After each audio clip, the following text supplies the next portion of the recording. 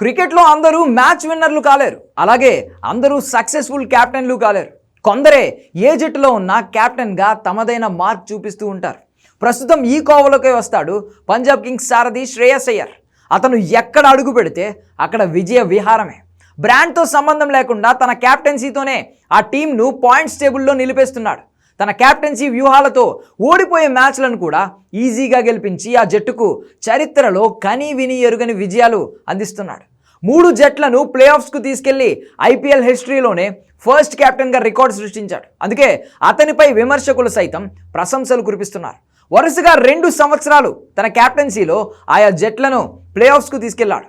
ఐపీఎల్లో 3 వేర్వేరు జట్లకు ప్రాతినిధ్యం వహించిన అయ్యర్ 3ంటిని ప్లే ఆఫ్స్కు చేర్చాడు. అందులో 2 జట్లు ఫైనల్స్ వరకు వెళ్ళి ఒకటి ఛాంపియన్గా కూడా నిలిచింది. ఐపీఎల్లో తొలిసారి ఢిల్లీ క్యాపిటల్స్ పగ్గాలు అందుకున్న శ్రేయస్ అయ్యర్ అదే సంవత్సరం ఢిల్లీని ప్లే ఆఫ్స్ చేర్చడమే కాకుండా ఫైనల్కు కూడా తీసుకెళ్లాడు. ఐపీఎల్ 2020లో ఢిల్లీ క్యాపిటల్స్ను ఫైనల్స్కు తీసుకెళ్లగా అక్కడ ముంబైపై ఓటమి పాలైంది.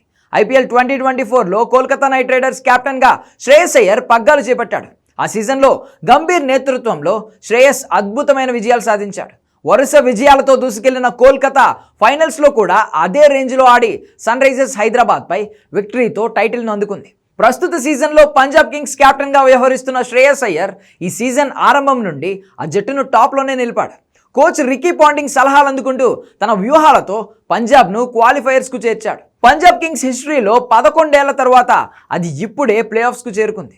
ఢిల్లీ క్యాపిటల్స్ తన ఐపీఎల్ చరిత్రలో శ్రేయస్ అయ్యర్ సారథ్యంలోనే తొలిసారి ఫైనల్స్కు వెళ్ళింది. అలాగే 10 ఏళ్ల తర్వాత అయ్యర్ క్యాప్టెన్సీలోనే కోల్కతా నైట్ రైడర్స్ ఐపీఎల్ ట్రోఫీని అందుకుంది. ఇప్పుడు శ్రేయస్ అయ్యర్ పగ్గాలు చేపట్టాకే పంజాబ్ కింగ్స్ కూడా 11 ఏళ్ల తర్వాత ప్లే ఆఫ్స్కు వెళ్ళింది. శ్రేయస్ అయ్యర్ కెప్టెన్సీలో ఐపీఎల్లో ఓవరాల్గా 82 మ్యాచ్లు ఆడితే 48 విజయాలు అందుకున్నాడు.